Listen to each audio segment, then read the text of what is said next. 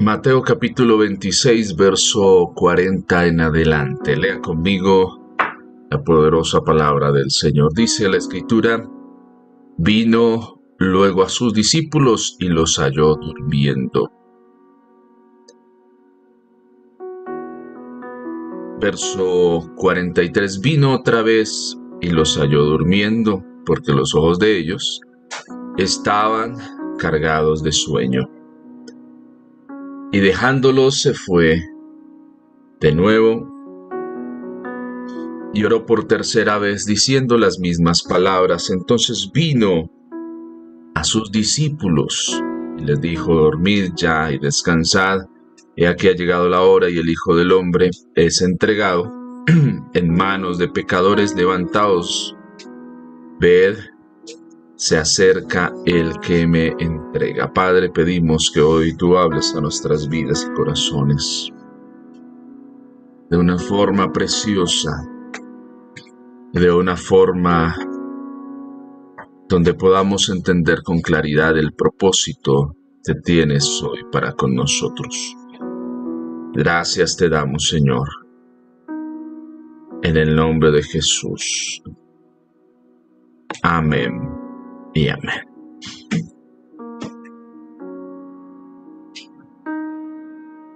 En esta historia preciosa que encontramos en el Evangelio de Mateo, hay un detalle que es importante prestarle atención, y es cuando hablamos de esta expresión: vino luego a sus discípulos. Escriba este título si usted está tomando apuntes.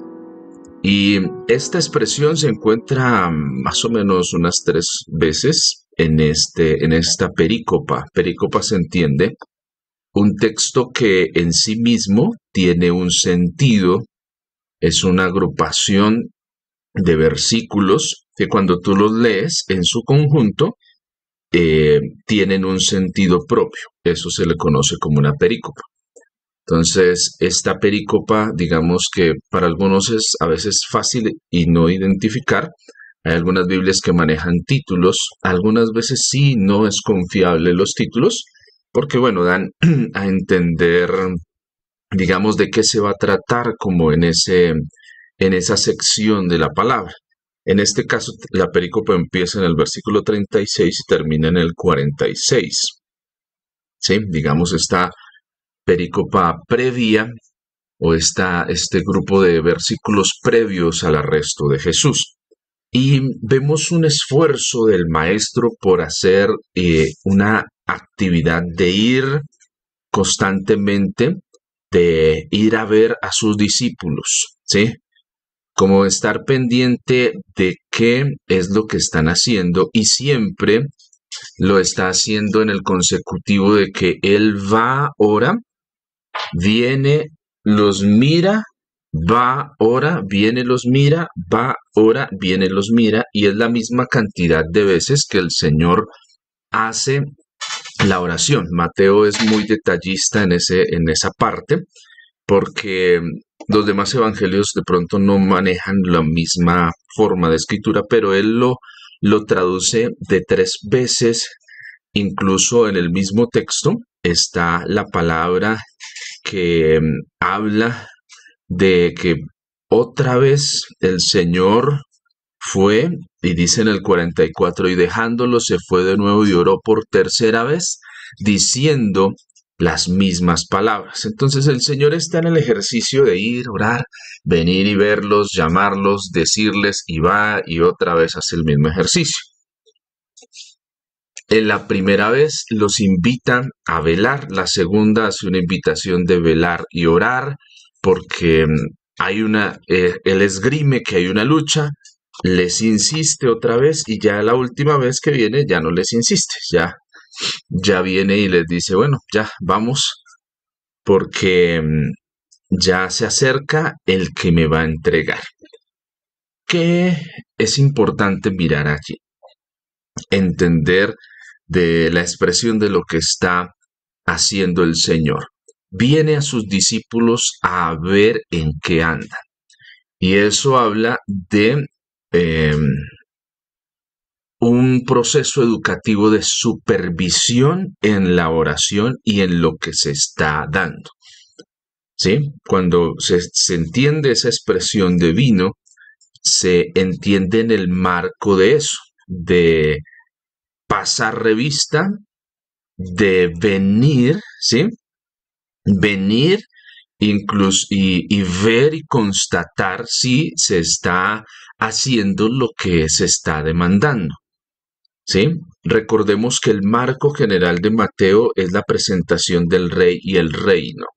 Entonces tenemos un rey sufriente en esta parte de la historia y el rey está dando órdenes específicas para que sus discípulos las sigan en ese momento, pero también notamos una desconexión un poco entre lo que Jesús está haciendo y también la respuesta que hay en sus discípulos.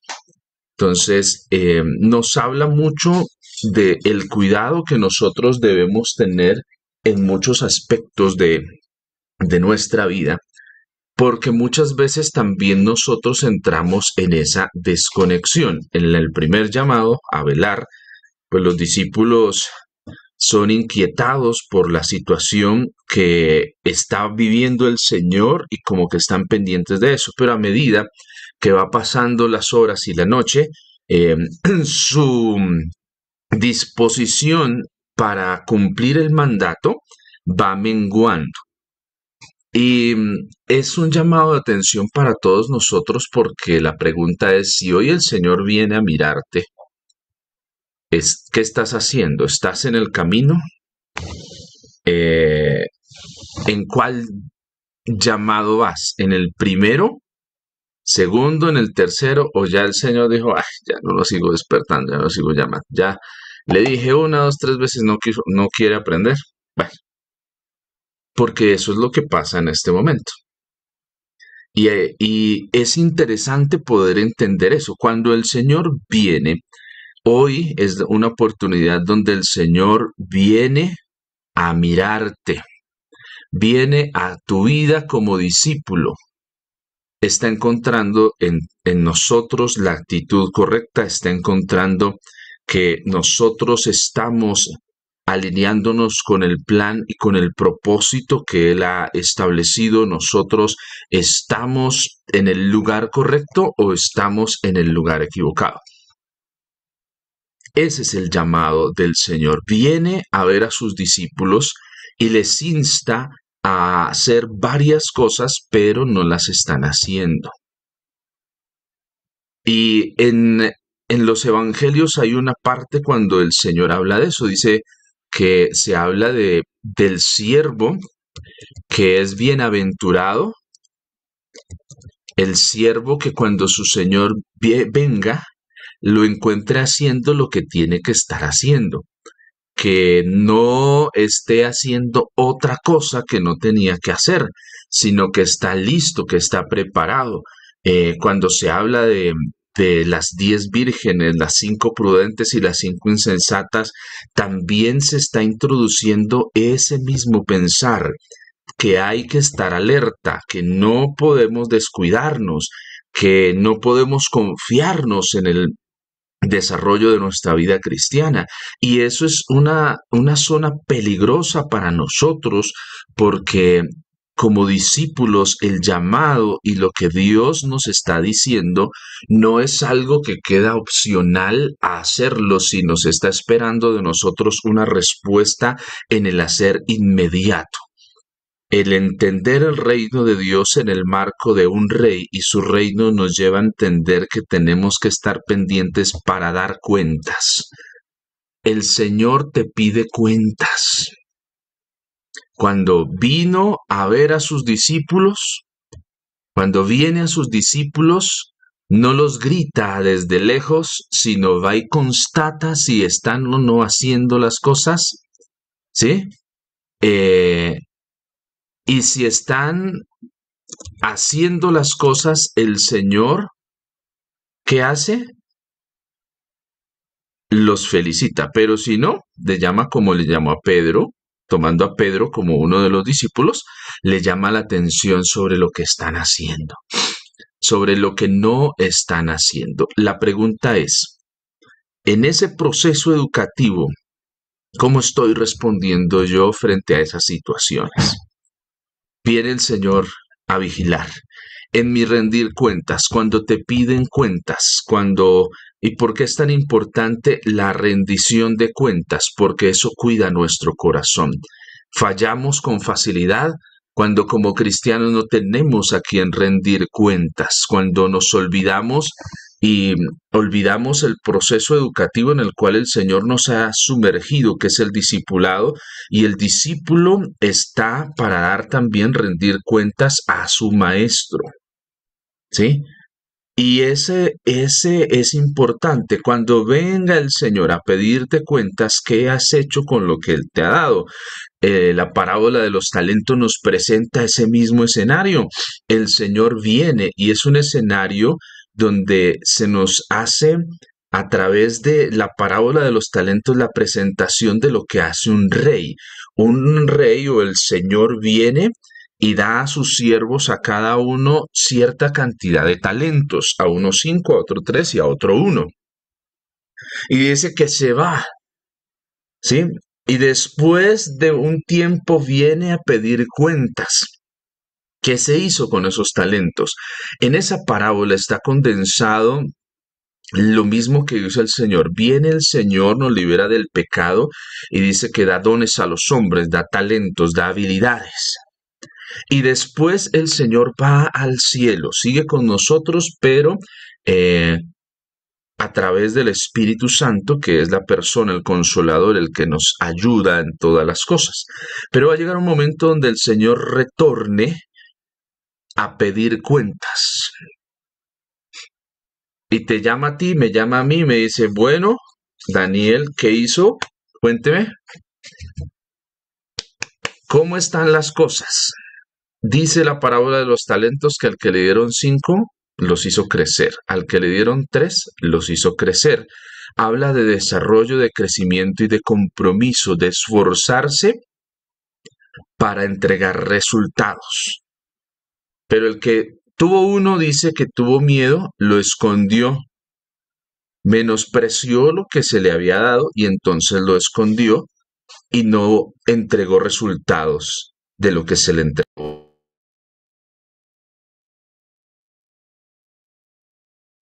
En la vida cristiana viene luego el Señor a nosotros como sus discípulos y nos va a solicitar y a pedir cuentas. ¿Qué pasó con lo que hice? ¿Qué pasó con tu compromiso? Y eso es algo que nosotros tenemos que tener pendientes. Y hay una alerta, ¿sí? Hay una alerta.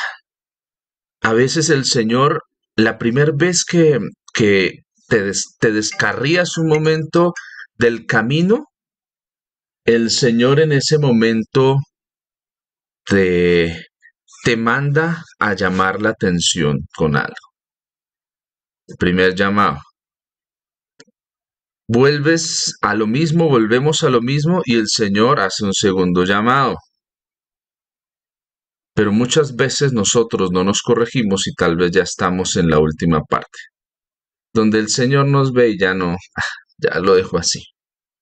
Ya no tiene un propósito, sino, bueno, sí, es salvo, soy hijo de Dios, pero tal vez ya no hay llamados de atención porque en mí ha nacido el no estar dispuesto con prontitud a cumplir el llamado y la exigencia que el Señor está trayendo. Y ese es el llamado de atención. El primero es en mi vida, cómo estoy, a quién estoy rindiendo cuentas. Debo rendir cuentas. Eso es importante. ¿Sí? Debo tener esa cobertura. Si usted está en una iglesia, hay que entender que estamos bajo una cubierta. Por eso muchas veces cuando de pronto usted no asiste, se le pregunta, venga, ¿qué pasó? ¿No vino? ¿Cómo está? ¿Cómo ha estado? Hay personas que eso aparte no le gusta, porque dicen, no, pero es que yo soy libre de hacer mis cosas. Sí, eso está bien. Cada uno de nosotros somos libres.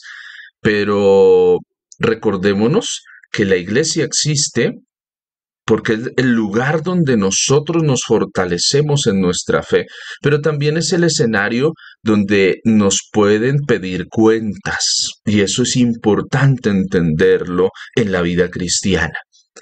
Cuando tú estás solo, solitario, llanero solitario, sin quien rendir cuentas, sin estar con esa parte, entonces tu vida se desboca, se va sin un propósito y entonces te sales del propósito de Dios, nos salimos del propósito de Dios.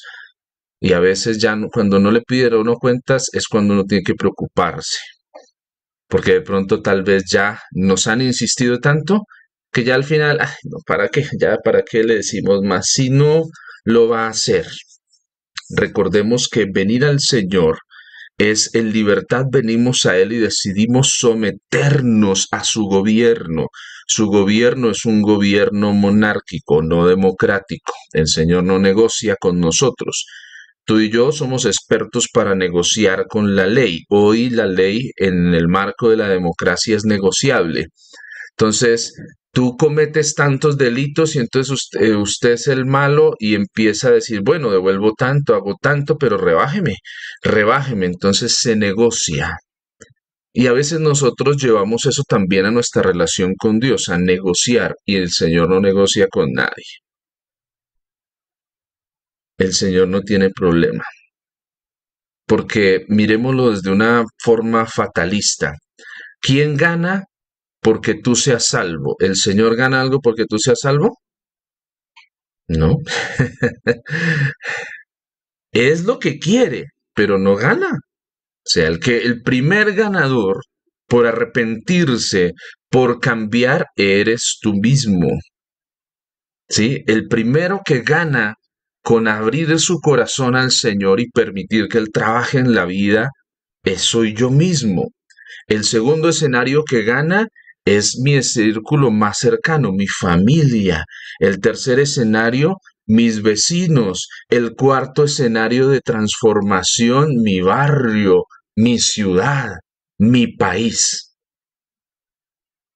Pero esa conciencia a veces nosotros no la tenemos y pensamos que Dios es el que necesita de nosotros para sobrevivir. En la antigüedad eh, había una concepción de que el ser humano era el que determinaba el valor del Dios dependiendo cuántos templos existían para ese Dios, dependía lo poderoso que es ese Dios. Pero ese es un pensamiento terrenal. Dios no deja de ser Dios porque tú y yo decidamos no seguirlo. Él sigue siendo Dios. Aquí la ganancia inicial eres tú. Soy yo el que gana con abrir mi corazón al Señor. Entonces tenemos que entender eso. Tenemos que rendir cuentas. Viene a sus discípulos a pedir cuentas. El Señor hoy me pide cuentas. ¿Cómo estoy yo? ¿Estoy en saldos en rojo? Porque si estoy en saldos en rojo, tal vez ya me salí del camino. Y hoy yo quiero hacerle una advertencia muy juiciosa, de mucho cuidado. Como Misión Cruzada Cristiana, creemos que Dios es nuestro Salvador. Creemos que el Señor Jesús es nuestro Salvador. Pero también creemos que si nuestra salvación no la cuidamos, se puede perder. Y eso es algo que usted y yo tenemos que tener claro. Porque es importante el rendir cuentas, porque es importante entender que hay unas demandas que hace el Señor para sus discípulos. Porque si no, no tiene validez muchas de las cosas que hacemos.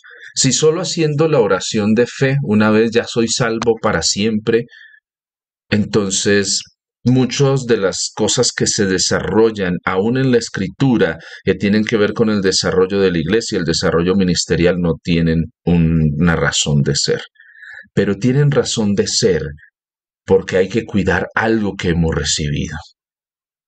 porque ese tesoro que encontró ese hombre en el campo y fue capaz de ir a vender todo por tenerlo, hay que cuidarlo, porque si no se cuida se pierde.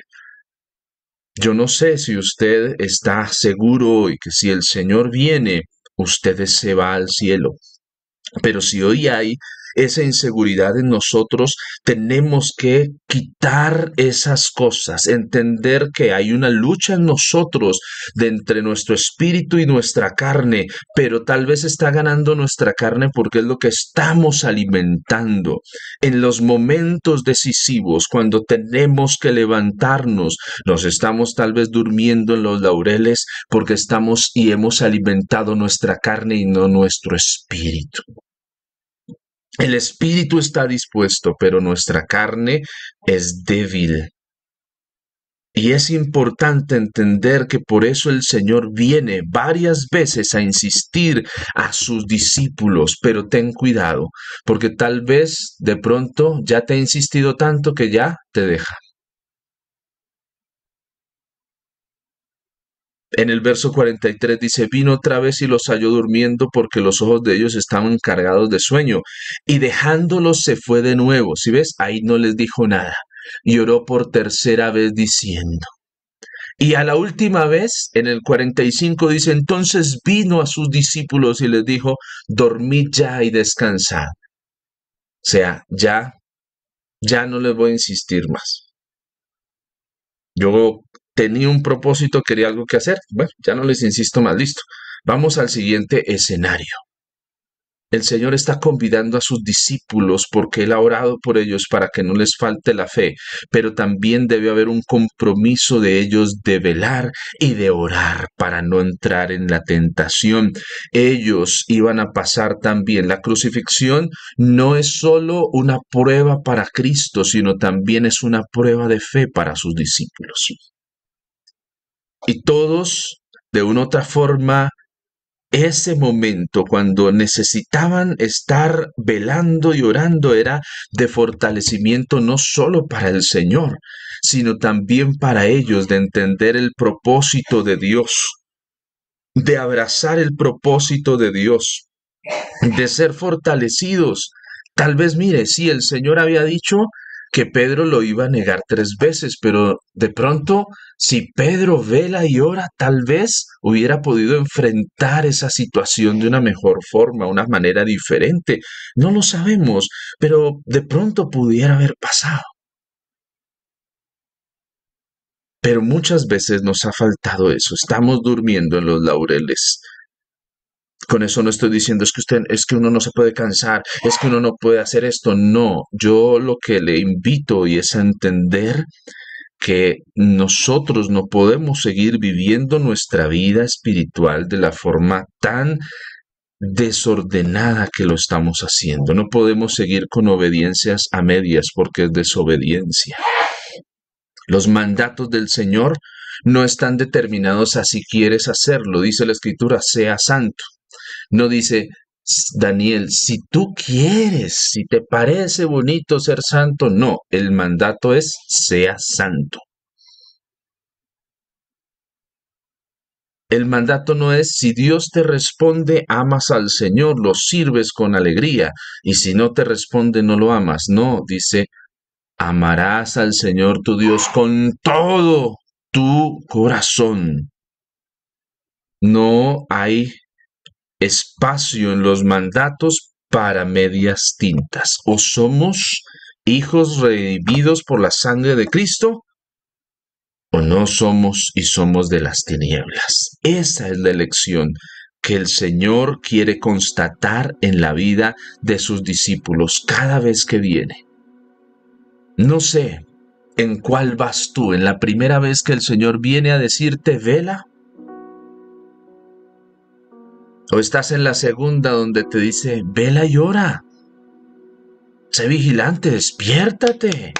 ¿Qué pasó? ¿O ya vas en la última? Cuando viene y ya te ve ahí, ya no te dice nada. Ah,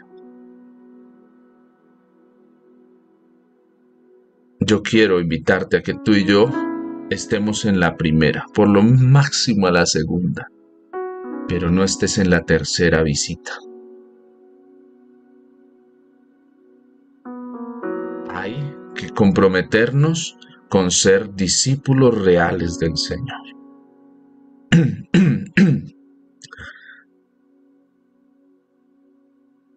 Las demandas de la fe no son opcionales. No son opcionales. El Señor está esperando que tú y yo cumplamos a cabalidad el propósito. Que tú y yo nos comprometamos y vayamos caminando como discípulos del Señor, que muestran y son luz para otros. Si he vivido un cristianismo que no es de discípulos, sino me creo discípulo, porque tengo que decirlo, nos creemos a veces discípulos, pero no somos discípulos. No, el discípulo está dispuesto a ser enseñado, dispuesto a ser corregido, está dispuesto a obedecer lo que su maestro dice, y el obedecer no está enmarcado tanto por lo que yo te diga que debes hacer. Yo te puedo orientar, pero la mayor orientación que necesita tu vida es la palabra del Señor. Pero si no la abrimos, no la leemos, es muy difícil entender cuáles son las demandas que tiene el Señor para mi conversión, para mi vida. No te duermas en los laureles, porque de pronto te confías y viene la trompeta final y te quedas y me quedo. No, despierta. Si usted de pronto está con alguien, dígale que tiene a su lado, despierte. Hoy yo le invito, despierte. Si ya estás, si hace mucho tiempo no recibes un llamado de atención del Señor a través de alguien, es porque tal vez tienes que volver otra vez al inicio de todas las cosas y permitirle al Señor que, estando tú alineado con el propósito de Él, podamos salir en victoria y en bendición, y seamos quienes con el testimonio honramos a nuestro Señor y levantamos su nombre en alto, y no de aquellos que avergüenzan el nombre del Señor. Padre, hoy te pido que nos ayudes. Señor, ¿cuántas veces has venido a nosotros a despertarnos, a decirnos, vele? Y hemos hecho oídos sordos, no hemos creído tu palabra. ¿Cuántas veces has venido, nos has dicho, vela y ora porque mañana va a venir la tentación, porque hoy viene la tentación, vela y ora para que no cedas, para que cuando llegue ese momento no caigas? Y en lugar de alimentar mi espíritu, he alimentado mi carne con música, con otras cosas que escucho, que veo, y no he alimentado mi espíritu, y por eso he fallado. Pecado es, Señor, todo aquello que he pensado que no te honra a ti. Y eso está mal. Esas conversaciones que a veces hemos tenido que no te honran a ti. Esas cosas que hemos hecho que no te honran, que sabemos que no, pero pensamos que hay licencia porque me puedo arrepentir. Y tal vez el Señor no está esperando de mí simplemente las palabras de arrepentirme, sino como lo dice cuando sana al cojo, no vuelvas a pecar para que no te sobrevenga algo peor. Y a veces nos vienen cosas peores porque jugamos con tu gracia. Padre, te pido que nos ayudes. Señor, ayúdanos. favor, Señor, ayúdanos a cambiar. Quita el velo, el engaño que muchas veces cubre nuestra vida cristiana y que no nos impide entender la realidad de lo que somos. Señor, abre nuestro entendimiento y permítenos ver con claridad. Señor, míranos, háblanos, confróntanos, pero también quita de nosotros los falsos entender, las malas interpretaciones que tenemos.